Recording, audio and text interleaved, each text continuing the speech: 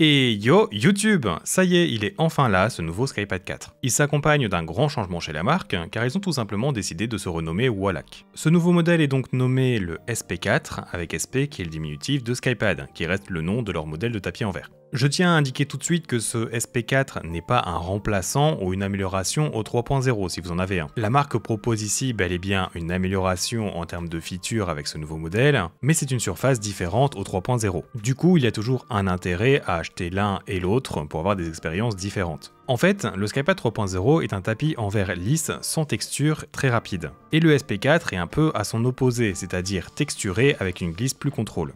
Tout simplement, la friction initiale et la force d'arrêt sont tout simplement plus prononcées sur le 4. Et forcément, la texture du tapis va aussi donner une meilleure impression de contrôle sur la friction dynamique lors des mouvements. Voilà, il fallait au moins que je place ça en début de vidéo, et je compte faire une vraie comparaison entre ces deux tapis plus tard. Car en fait, il faut savoir que je tourne cette vidéo le 20 février, et j'ai reçu ce tapis le 15. Cela ne fait que j'ai que 5 jours de test dessus, et que je veux avoir plus de temps sur les deux tapis côte à côte pour être plus précis. Je tiens à remercier évidemment la marque Wallach pour avoir bien voulu m'envoyer ce SP4 en avance pour que je puisse vous le présenter à sa sortie. Cela fait vraiment plaisir, mais donc en toute transparence, sachez que mon contenu devait être prêt pour le 21 et qu'ils ont demandé à regarder la vidéo avant sa publication.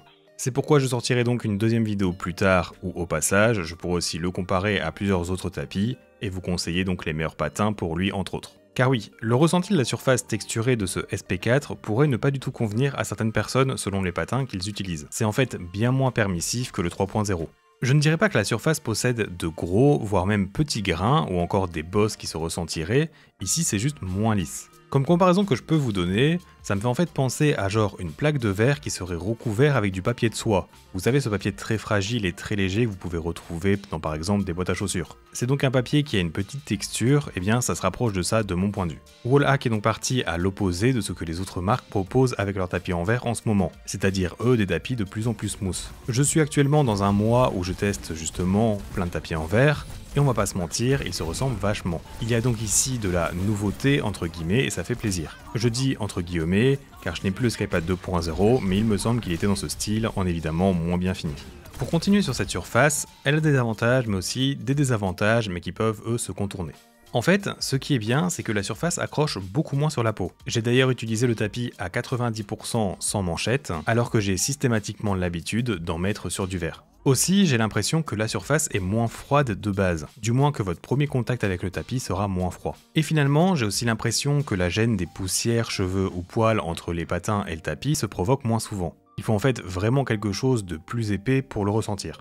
C'est peut-être car j'ai eu de la chance que cela ne s'est pas beaucoup produit le temps de mes tests, mais je ne crois pas car sur les autres tapis, j'arrive souvent à un moment où je dois passer un goût de tissu en microfibre, ce que j'ai limite pas fait ici. Par contre, maintenant, ce qui est moins bien, c'est tout simplement que ce tapis ne sera pas vraiment smooth avec tout type de patins. Il sera même très désagréable avec certains. C'en est à un stade où j'avais des frissons en jouant dessus, comme si je passais mon ongle sur un tableau à craie. C'est notamment le cas des Obsidian Pro de la marque, qui sont bons sur le 3.0, mais qui ici provoquent cette sensation désagréable sur le SP4. Et ils donnent une glisse bien plus contrôle d'ailleurs.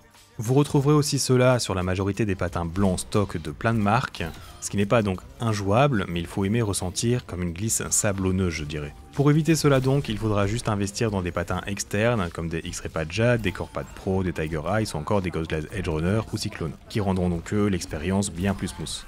Et comme je vous le disais, je développerai ce point dans une prochaine vidéo. Avant de passer à la suite, je t'invite à t'abonner à ma chaîne si mon contenu te plaît. Elle est entièrement dédiée au test des nouveaux périphériques e-sport, donc n'hésite pas.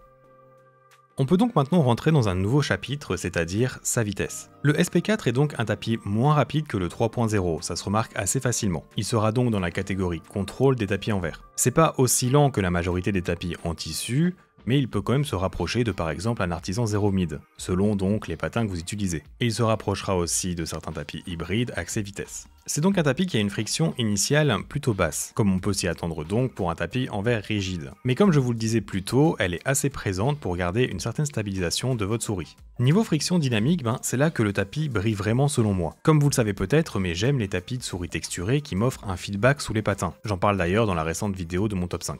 Et donc ici, vous n'allez pas forcément avoir un effet patinoire pendant la glisse, mais plutôt un ajout de contrôle. Cette friction n'est pas si élevée que cela en soi, mais vous ressentez en fait que vos patins se frottent légèrement contre quelque chose. Et finalement, niveau force d'arrêt, je dirais qu'elle est plutôt conséquente pour du verre. Dans cette catégorie, c'est donc cet élément ainsi que la friction initiale que le SP4 en fait se démarque vraiment. Personnellement, je n'ai aucun mal à freiner mon déplacement, ni être emporté lors d'un gros mouvement. J'ai d'ailleurs pu battre quelques scores de scénario de clics statiques sur Kovacs avec lui, car tout simplement j'ai de l'aide du tapis pour l'arrêt, mais aucun mal en fait à micro-ajuster. De mon côté donc, niveau expérience personnelle et avec de bons patins comme par exemple ici les cyclones, je trouve que c'est l'un des tapis en verre avec lequel j'ai le plus de précision et de confiance en mon aim, en plus donc d'être génial niveau réactivité. J'aime donc beaucoup ses propriétés de glisse niveau performance, que ce soit dans le niveau de ses différentes frictions, mais aussi le feedback de sa texture.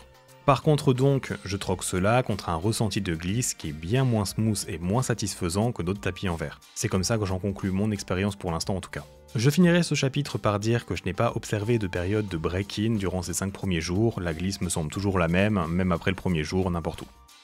Après avoir parlé de sa surface, basculons maintenant sur le packaging et les différentes features de ce SP4. L'emballage est bien différent du 3.0, offrant une vraie expérience d'unboxing avec 2 pans en gros carton qui sont aimantés. En s'ouvrant, il donne l'accès directement au tapis, qui a des dimensions de 49 cm de long sur 43 de large.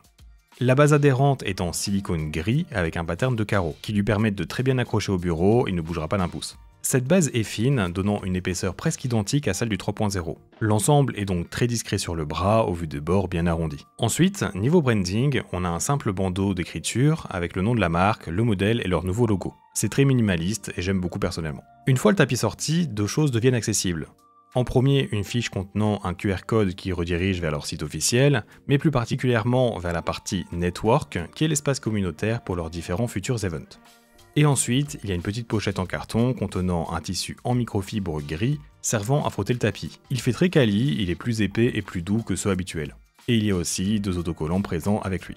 Le SP4 devrait donc être disponible début mars, que ce soit en blanc mais également en noir. Je n'ai pas pu avoir des infos précises à ce sujet, mais la porte reste ouverte pour des éditions limitées à motifs dans le futur comme le 3.0. Niveau tarif, il sera vendu au prix de 120 $, ce qui devrait donc concorder au prix de base de leur précédente sortie. Cependant ici l'emballage est bien plus qualitatif, et la base adhérente est d'un tout autre niveau également. Je trouve que ça reste quand même un poil cher comparé à la concurrence, mais rien d'étonnant au final. Il me semble que j'aurai un lien affilié et un code promo vous permettant de payer un peu moins cher, je vous l'indiquerai en description bien sûr. J'imagine aussi que je toucherai une commission, donc si le tapis vous intéresse et que vous voulez soutenir la chaîne, c'est une bonne occasion. Aussi, comme vous pouvez le voir, leurs manchettes ont été refaites au motif de la marque. Elles sont très bonnes sur ce tapis, et si vous en avez besoin, d'ailleurs la main et le pouce sont recouverts également. Leurs patins en collaboration avec X-Ray Pad, les Obsidian Pro, ont aussi vu leur emballage refait. Mais eux, je ne les conseille pas sur le SP4. Par contre, pour le 3.0, il n'y a pas de problème. Je pense avoir pu faire le tour pour ce nouveau SkyPad 4 de chez Wallach. Passons donc à une rapide conclusion après mes 5 jours de test. Comme je vous le disais, niveau performance, c'est l'un de mes tapis en verre préférés, mais il faut investir dans des patins pour une grande majorité de souris. Les stocks ne seront donc pas très agréables. Si vous voulez pas vous prendre la tête, les CorePad Pro, Tiger Ice ou Ghost Glide trouvables en France chez Maxisport sont totalement bons dessus, et je vous mettrai aussi les références en description. Moi qui aime les tapis texturés, je vais donc avoir une certaine affinité pour lui, et c'est pour ça qu'il va recevoir mon badge de validation doré. Je me vois totalement l'inclure dans ma rotation de tapis principal. Cependant, ce sont mes goûts, et je sais que ce ne sera pas le cas pour tout le monde. D'autres tapis en verre, dont par exemple le 3.0, pourront toujours être un meilleur choix car plus agréable niveau glisse. Du coup, est-ce que je vous le recommande ? Pour moi, si vous êtes déjà accommodé à jouer sur du verre, ce sera un oui si vous recherchez quelque chose de différent et contrôle chez ce type de surface. Pour par exemple, je sais pas moi, du Valorant ou du CS. Mais si vous voulez essayer de jouer sur du verre, je dirais que ce n'est pas ma recommandation numéro 1, due au ressenti de sa surface. Mais il a quand même une vitesse qui est plus accessible, donc il y a en fait du pour et du contre. Et pour finir, comme je vous le disais, je vous proposerai une nouvelle vidéo à son sujet, après avoir passé plus de temps dessus. Les grandes lignes de cette vidéo seront surtout une comparaison plus poussée avec le 3.0, mais aussi mes recommandations de patins, et pourquoi pas aussi vous trouver un tapis en tissu ou hybride qui aurait une vitesse très proche vous permettant de mieux visualiser son niveau de contrôle. Je vous remercie d'avoir regardé jusqu'au bout, n'oublie pas de t'abonner si tu aimes mon contenu et que tu veux suivre toutes les nouvelles sorties, et à bientôt.